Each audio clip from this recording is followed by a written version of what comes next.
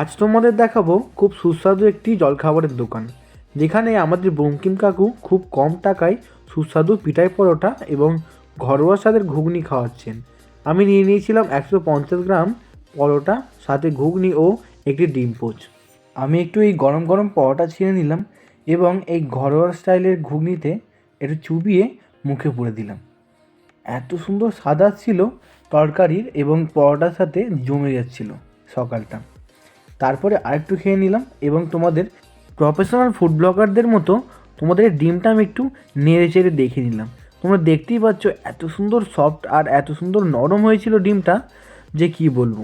আর এত সুন্দর থলথল করছিল যে আমার দেখেই লোভ লেগে যাচ্ছিল। তারপরে একটু ছোট্ট করে কাট লাগিয়ে সঙ্গে সঙ্গে মুখে পুরে নিলাম। আজকে জলখাবারটা আমার পুরো জমেই গিয়েছিল। আজকে ভিডিওটা এই পর্যন্তই। তোমরা কাকুর ডিটেলস জেনে নাও। কাকু তোমার নাম কি বলো? বঙ্কিম মাইতি। ও, তাহলে তোমার দোকানে মানে এত সস্তায় তুমি কি করে পরোটা দিচ্ছ এই বাজারে? সব নিজেদের লোকই থাকে, তো আমাদের লেবার ফেবার থাকে না। হ্যাঁ, কে কে তোমার দোকানে থাকে? মা আর আমি থাকি। আর আমাদের দর্শক যে তোমার দোকানে আসবে, তা তোমার দোকানের অ্যাড্রেসটা একটু বলে দিও।